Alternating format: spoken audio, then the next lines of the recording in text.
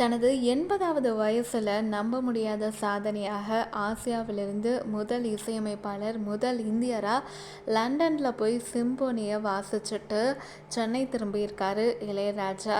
நானோ incredible Ilaiyaraaja, இந்த வார்த்தைக்கு அவர் சரியான உதாரணம் அப்படின்னே சொல்லலாம். இளையராஜா ஏன் இன்க்ரெடிபிள் அப்படிங்கிறத இந்த வீடியோவில் பார்க்கலாம்.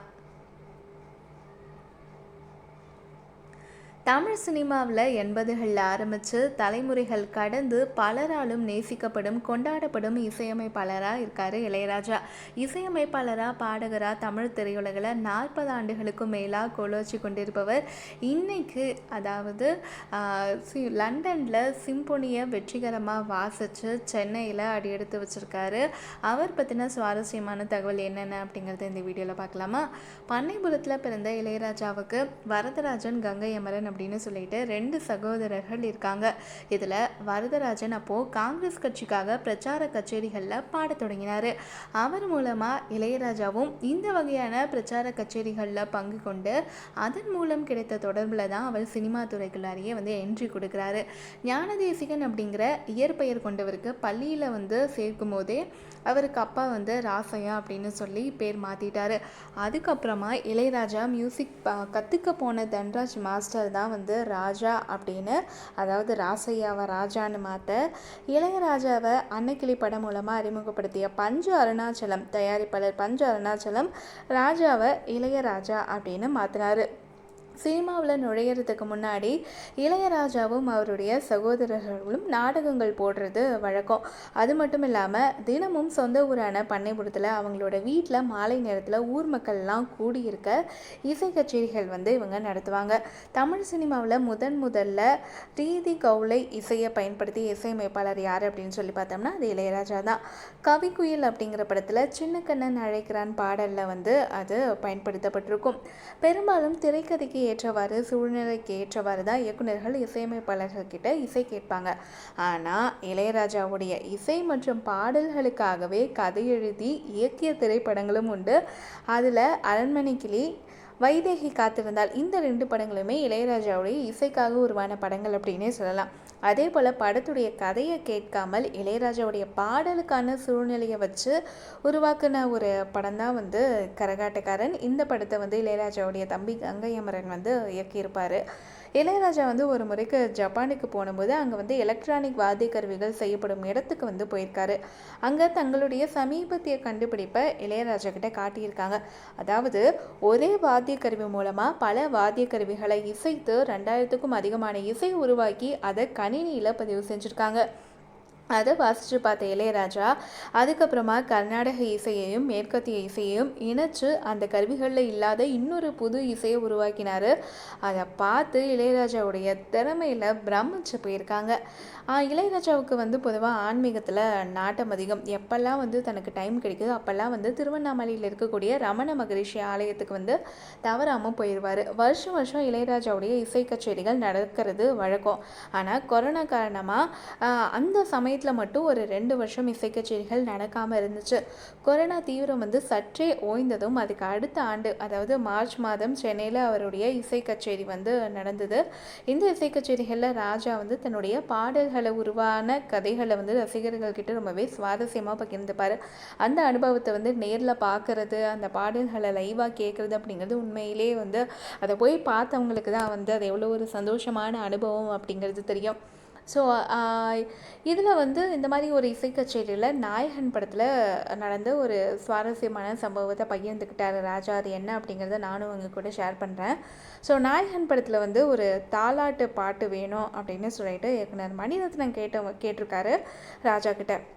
உடனே ராஜாவும் ஒரு 2-3 பாடல் இசையில் தென்பாண்டி சீமையிலே அதாவது 2-3 மியூசிக் மெட்டு போட்டு காமிச்சிருக்காரு. அதில் தென்பாண்டி சீமையிலே தான் இயக்குனரை திருப்திப்படுத்தியிருக்கு. அந்த சமயம் தாலாட்டு பாடலை மனசில் வச்சு இசையமைச்ச நிலா அது வானத்து மேலே பாடல் இசையும் பிடிச்சி போக ஸோ அதையும் பயன்படுத்தியிருக்காரு. ஸோ மொத்தம் ஒரு 2 பாட்டு இளையராஜா இசையமைச்சு கொடுத்துருக்காரு. ஒன்று தென்பாண்டி சீமையிலே, இன்னொன்று நிலா அது வானத்து மேலே.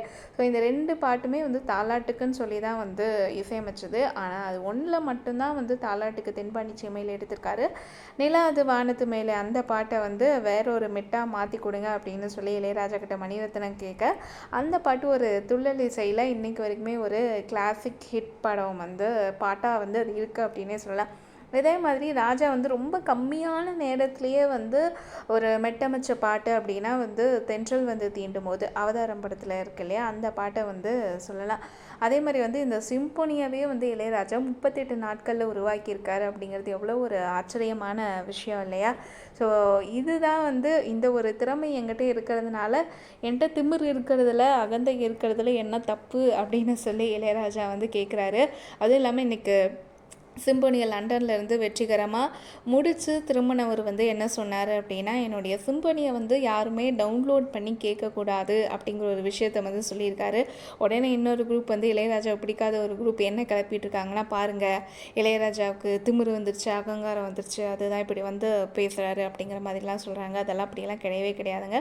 அதுக்கு ஒரு வேலிடான ரீசன் என்ன அப்படிங்கிறது இளையராஜா அந்த ப்ரெஸ் மீட்லேயே வந்து சொல்லியிருக்காரு.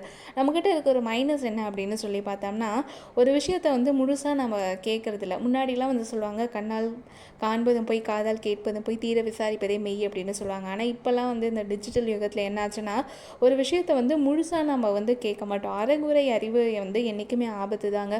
இந்த அறகுறையாக வந்து ஒரு குறிப்பிட்ட விஷயத்தை மட்டும் பார்த்துட்டு பாருங்கள், இப்படி சொல்லிட்டாங்க அப்படி சொல்லிட்டாங்க அப்படின்னு சொல்கிறது என்றைக்குமே தவறான விஷயம். இளையராஜா விஷயத்துலேயும் வந்து அப்படி தான் நடந்துட்டுருக்குன்னு சொல்லணும். ஸோ அவருடைய ப்ரெஸ் மீட்டை வந்து எடுத்துகிட்டு அந்த பர்டிகுலர் போர்ஷன், அதாவது நான் சொன்னேன் இல்லையா, என்னோடய சிம்பொனியை வந்து யாரும் டவுன்லோட் பண்ணி கேட்கக்கூடாது அப்படின்னு சொல்லி இளையராஜா சொன்ன அந்த வார்த்தைகளை மட்டும் பிடிச்சிக்கிட்டு இளையராஜாவுக்கு திமிரு அகங்காரம் அப்படிங்கிற மாதிரியெல்லாம் வந்து பேசுகிறாங்க. பட் இளையராஜா அப்படி ஏன் சொன்னார் அப்படின்னு சொல்லி நம்ம பார்த்தோம்னா அதுக்கான வேலிடான ரீசனையும் அவர் சொல்லியிருக்காரு.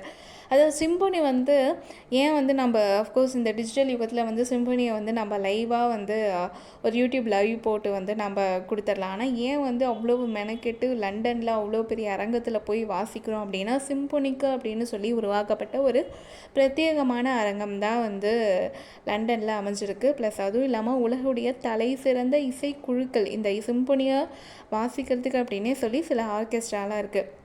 அந்த ஆர்கெஸ்ட்ரா கிட்ட தன் 38 நாட்களில் எழுதின சிம்பொனியை கொடுத்து அவங்களுக்கான அந்த பயிற்சி கொடுத்து அப்படி தான் வந்து வாசிக்க சொல்லியிருக்காரு இளையராஜா. ஸோ சிம்பொனியை வந்து மொத்தம் ஒரு 4 பிரிவுகளாக பிரிக்கலாம். முதல் பகுதி வந்து ஒரு லைட்டான ஒரு கொண்டாட்டமாக இருக்கும், அதுக்கப்புறம் ஒரு மெல்லிசையாக இருக்கும், அதுக்கப்புறம் ஒரு உற்சாக நடனம் இருக்கும், 4வது பகுதி அப்படிங்கிறது வந்து பீக்கில் இருக்கும். அதுதான் வந்து உச்சம், சிம்பொனியோட உச்சம். அந்த உச்சக்கட்டத்தை தொட்டுட்டு தான் வந்து சிம்பொனி இசையை வந்து முடிப்பாங்க. ஒவ்வொரு சிம்பொனியும் வந்து 15லேருந்து 20 நிமிஷம் இருக்கும். 80 to 120 இசைக்கலைஞர்கள் ஒன்றிணைந்து அந்த சிம்பொனி இசையை வந்து வாசிக்கணும். இதுதான் வந்து சிம்பொனிக்கான விதிமுறைகள். அதுவும் இல்லாமல் சிம்பொனிக்குன்னு அப்படின்னு சொல்லி உருவாக்கப்பட்ட அரங்கத்தில் மட்டும்தான் அந்த சிம்பொனி இசைக்கப்படும் பொழுது அது சிம்பொனியாக அந்த இசை ஒத்திசைவு வந்து ஏற்றுக்கொள்ளப்படும் அப்படிங்கிற விதிமுறைகள்லாம் இருக்குது. அப்போ இந்த சிம்பொனியை வந்து அதுக்குன்னு ஒரு உருவாக்கப்பட்ட ஒரு அரங்கம் அப்படிங்கும்போது நினச்சி பாருங்களேன், அந்த அரங்கத்துடைய அமைப்பாகட்டும், அந்த இசையை வந்து நம்ம லைவாக கேட்கும்போது உள்வாங்கி கொள்ளக்கூடிய விதம் அப்படின்னு சொல்லிட்டு அது ஒரு தெய்வீக அனுபவமாக இருக்கும் அப்படிங்கிறதுல சந்தேகமே இல்லை. ஸோ அந்த ஒரு அனுபவத்தை நீங்கள் நேரில் அனுபவிச்சாதான் அந்த இசையை நீங்கள் உள்வாங்கி ஆனந்த களிப்பில் எட்ட முடியும் அப்படிங்கிற ஒரு காரணத்துக்காக தான் வந்து சொல்கிறாரு. இதே இசையை வந்து ஒளிப்பதிவு செஞ்சுருக்கக்கூடிய கருவிகள் வந்து எந்தளவுக்கு உயர்தரமானதாக இருக்கும் அப்படிங்கிறத நம்மளால் தெரிஞ்சிக்க முடியாது. ஸோ அந்த ஒரு காரணத்துக்காக தான் நீங்கள் சிம்பொனியை டவுன்லோட் பண்ணி கேட்காதீங்க. அதில் வந்து உங்களுக்கான அந்த ஒரு முழுமையான அனுபவம் கிடைக்காது அப்படிங்கிற ஒரு ரீசன் தான் வந்து இளையராஜா சொல்கிறாரு. ஸோ இந்த விஷயங்கள் தான் வந்து இளையராஜாவை நேற்று இல்லை நாளை இல்லை என்றைக்குமே வந்து இன்க்ரெடிபிள் இளையராஜாவாக வச்சுருக்கோம் அப்படின்னு தான் வந்து நம்ம சொல்கிறோம். ஸோ எஸ், உங்களுக்கு ஏன் இளையராஜா பிடிக்கும், இளையராஜாவுடைய பாடல்கள் உங்களுக்கு எந்த அளவுக்கு வாழ்க்கையில் பிரிக்க முடியாத ஒன்றாக இருக்குது அப்படிங்கிற விஷயங்கள் எல்லாம் மறக்காமல் எங்கள் கூட கமெண்ட்டில் ஷேர் பண்ணுங்கள். திரும்பவும் சொல்கிறேன், கோட்டை இல்லை கொடியும் இல்லை, நேற்று இல்லை நாளை இல்லை, என்றைக்குமே அவர் ராஜா தான்.